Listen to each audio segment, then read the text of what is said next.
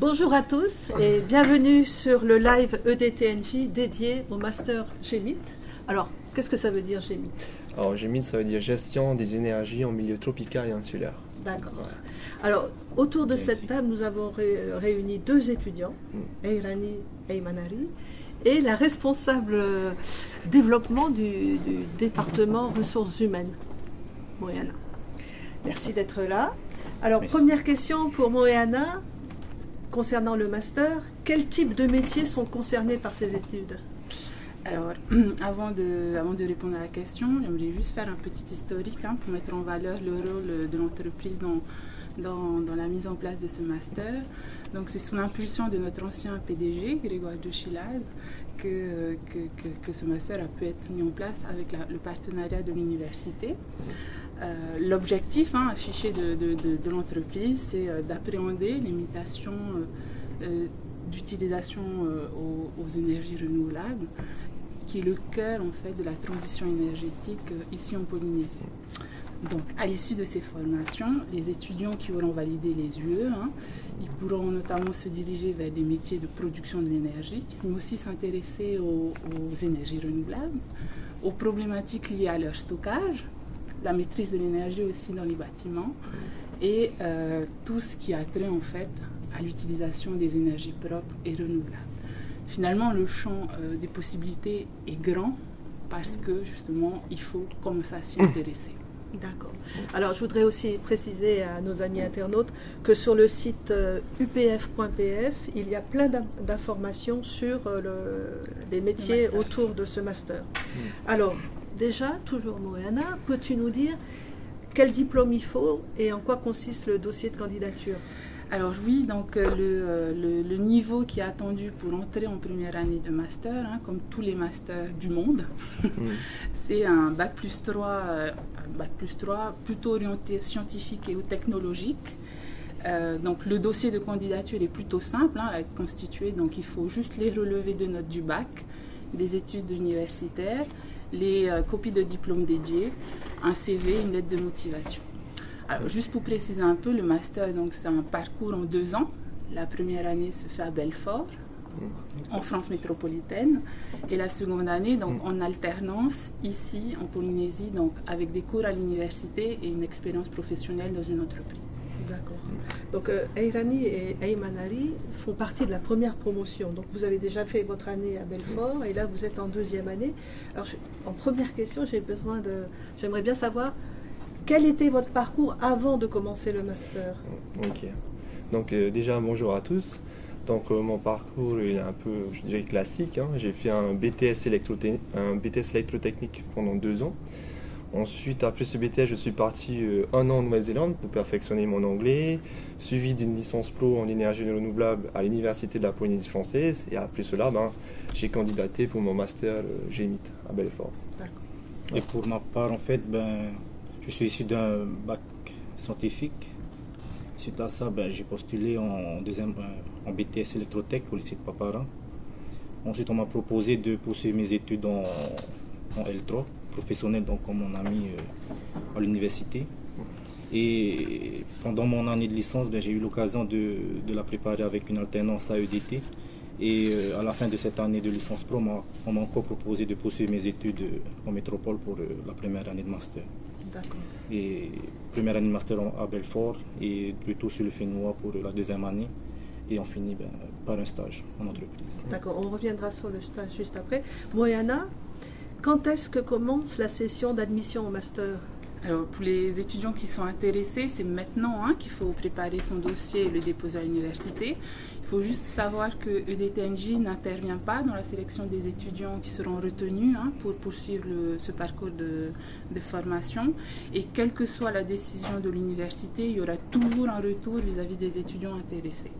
Donc, en fait, vous n'avez rien à perdre. Il faut, si vous êtes intéressé, foncez quoi. Faites votre dossier et déposez-le.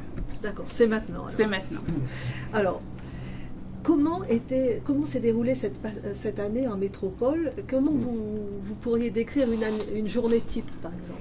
Alors pour ma part, il faut savoir que on était en métropole l'année dernière, donc c'était pendant 2 semestres. Donc on était plutôt muté à Belfort, en Franche-Comté. Il faut savoir que c'est une ville où il fait très froid. où en hiver on est à moins 14 degrés, ressenti même jusqu'à moins 18 degrés. Donc une journée type, nous c'était vraiment le matin on se lève, on va à l'école et on revient, on bosse. Parce que bon, on n'avait pas trop le temps de sortir, de s'amuser parce qu'on avait 1 an pour réussir cette année et on n'avait pas droit à une deuxième année, quoi. Parce que moi par derrière j'avais fait un prêt à la banque et voilà, je ne pouvais pas me permettre de rater cette année. D'accord. Ayman Ali? Donc pareil, on n'avait pas droit à l'échec. Il fallait tout investir et revenir avec le diplôme en poche. Alors, j'ai appris que vous avez eu d'excellents résultats. Le niveau, il était assez élevé. Bon, je ne dirais pas que le niveau il est élevé, mais je pense que nous, en tant qu'étudiants tahitiens, on a notre place aussi en France. Il ne faut pas se dire qu'en France, le niveau il est très très élevé. Je pense que, par exemple, nous, on était 3 étudiants, on était parmi les 10 premiers de la classe. Oui. Voilà. Mais on parle de difficultés pour ce master, c'est juste que nous, on n'avait pas les outils nécessaires pour pouvoir débuter cette année de master. Comparé aux élèves qui étaient déjà à Belfort, qui avaient déjà suivi une licence spécialisée pour ce master. Donc la différence de niveau, c'était plutôt sur ce point-ci. C'est quel type d'outils? Donc les cours en électronique, en électricité, en programmation, et nous on n'était vraiment pas, c'était vraiment pas notre domaine en licence pro, et c'était vraiment ici les lacunes qu'on a fait. C'était là qu'on a ressenti nos lacunes. Est-ce que vous pourriez alors en fait transmettre ces éléments qui manquent aux futurs étudiants? Je pense que pour les futurs étudiants qui souhaitent aller à Belfort, il faut plutôt se préparer au niveau des mathématiques. En master général, les maths c'est la base. Ensuite, je pense suivi de la programmation. On fait beaucoup de programmation parce que c'est un master, plutôt master général électrique, non pas énergie renouvelable spécialisée. Et voilà, donc pour moi c'est tout. C'est uniquement les mathématiques et après le reste suit. Et en tant que première promotion, on était pas mal suivi tout au long de notre année. Et grâce à ce suivi, l'université a proposé de nouveaux modules à la licence pro pour mieux se préparer au master 1. Donc on a eu beaucoup de retours pour pouvoir mieux informer l'équipe pédagogique de l'université et mieux orienter en fait le programme pour mieux poursuite d'études en métropole. Et sur un plan plus humain, quels seraient les conseils que vous donneriez aux futurs étudiants qui vont en France? Moi, je pense qu'il faut plutôt juste être déterminé et vraiment le vouloir, ce master. Mais à part ça, il faut juste faire un petit travail psychologique. Savoir on part 1 an à l'étranger, à l'étranger en métropole. On ne voit pas sa famille, on est seul, il fait froid, on déprime parfois. Donc c'est plutôt du travail psychologique. Voilà. Il faut s'y préparer. Ouais. C'est pas facile tous les jours. Mais bon, maintenant c'est derrière vous, et là vous arrivez au bout de la ligne droite là. Oui. Au bout du tunnel, oui. Bon, on va revenir tout à l'heure sur le stage. Bon, et Anna, je voulais revenir sur le budget que EDT NJ consacre à ce master. Alors, comme je l'ai dit précédemment, EDT NJ a donné l'impulsion pour la mise en place de ce master parce que ça s'intègre à notre politique RH Group et plus généralement à la transition énergétique que le pays s'est engagé à poursuivre. Donc, notre entreprise en fait finance à hauteur de 6 millions de francs pacifiques par an, la mise à disposition d'un enseignant pour assurer les cours en alternance des stagiaires à l'université. D'accord. Et sur Belfort, au niveau du logement, vous étiez en cité universitaire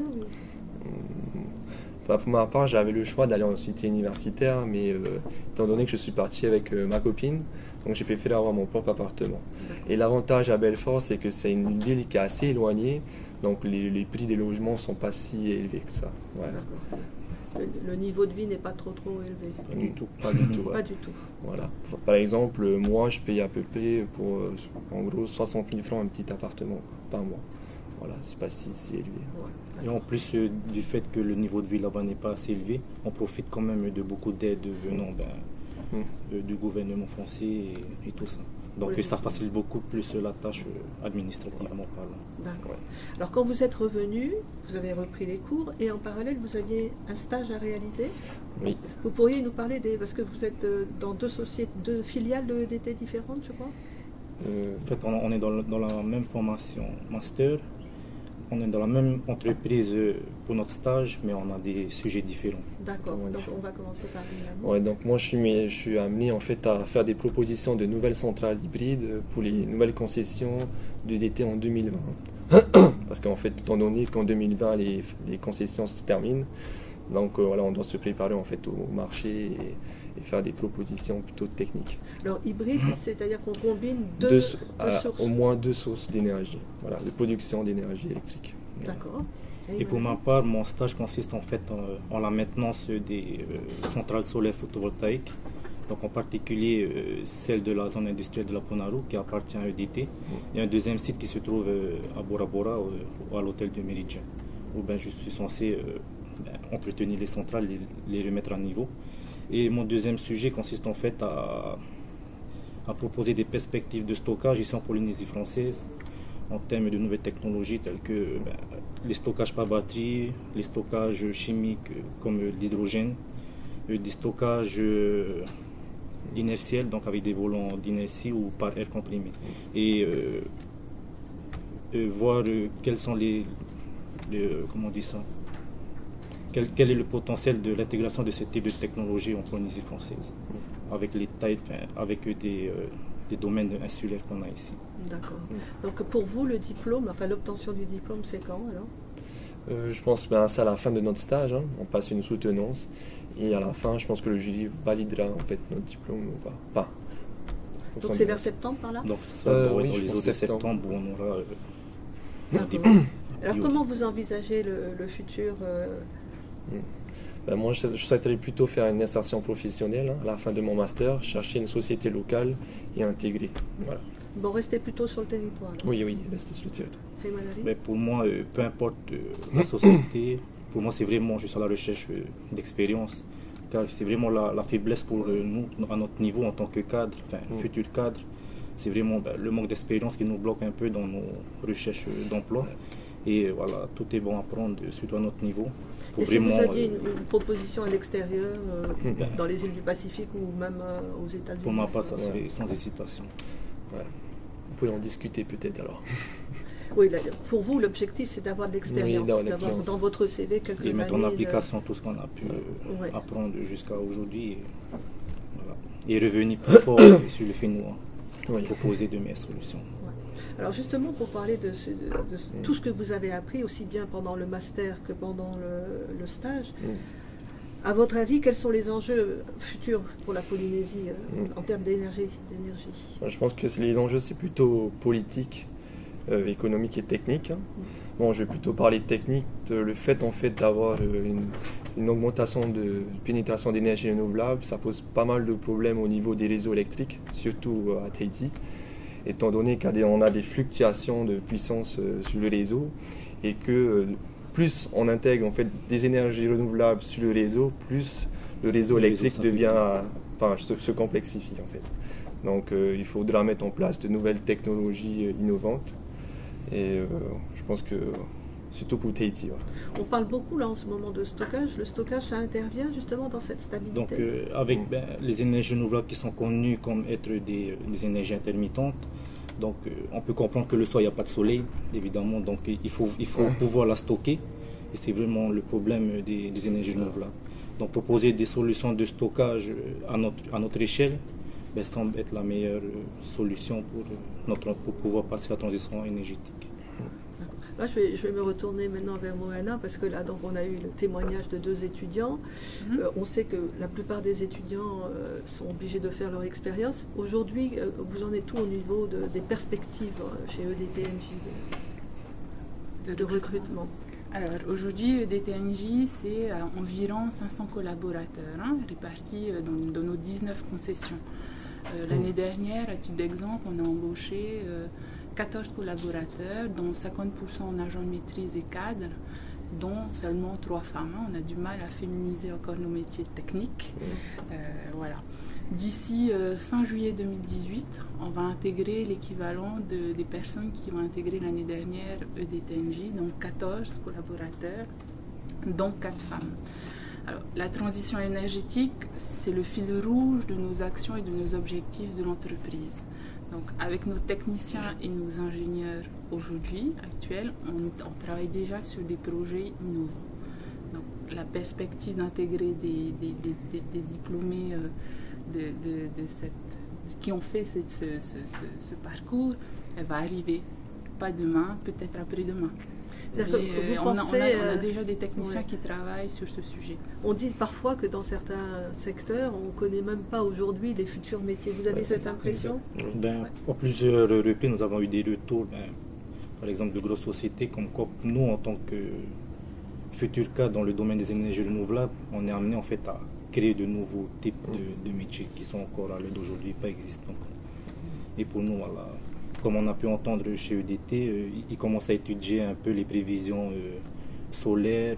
Et voilà, c'est vers ces genres de métiers qu'on sera amené à vous pourriez nous dire quel intérêt on a à savoir s'il va faire beau, c'est pour la pluie, le soleil, pour l'hydroélectricité? En fait, c'est toute une question de placement des énergies. Il faut savoir qu'on a des groupes d'électrogènes qui se trouvent à la zone industrielle de la Ponaru.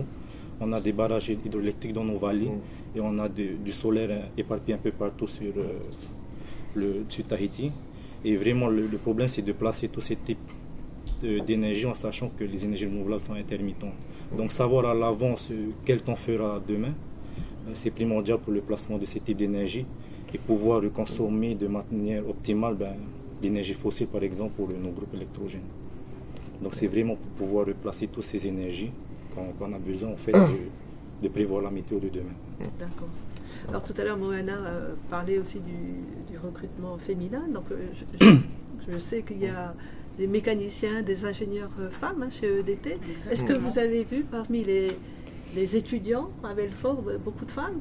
Non, il me semble que l'année dernière, il y avait à peu près 3 ou 4 filles. Encore le domaine, il reste toujours encore... c'est plus principalement les garçons en fait qui sont spécialisés dans ce domaine. Hein. Les filles restent encore très faibles. D'accord. Ouais. Très bien. Alors là, on va arriver petit à petit à l'issue de notre live. Peut-être que nous pourrions faire un petit tour de table pour voir en mots de conclusion ce que vous avez apporté. Oui, tous ceux qui nous regardent, ceux qui souhaitent en fait avoir des informations sur la formation, sur comment est-ce que ça se passe pour les démarches administratives en France, n'hésitez pas à nous contacter sur la page EDT. Et je pense que financièrement, c'est juste le fait qu'il y a pas mal d'aides en fait pour les étudiants qui souhaitent en fait étudier en métropole. Donc ne vous bloquez pas sur ça. Et c'est tout. Voilà. Soyez motivés. Donc voilà, il faut se préparer dès maintenant. Si vous êtes intéressé, n'hésitez pas. On a besoin de personnes comme nous. En fait, moi, quand je vous entends, j'entends que c'est assez difficile techniquement, mais que c'est passionnant. Hein? Oui, c'est très passionnant. C'est de nouvelles problématiques, on va dire ça comme ça. Ouais. Anna. Et du coup, moi, je vais conclure pour l'entreprise. Hein. Donc, nous, on est hyper ravis, hyper contents d'avoir contribué à la mise en place de ce master, surtout quand on les voit aussi passionnés, et pour justement former nos cadres de demain et nous aider à faire que la transition énergétique soit un vrai succès pour nous, pour la Polynésie. Merci beaucoup d'avoir participé à cette table, et c'est la première, il y en aura d'autres, j'espère. Merci beaucoup. Merci.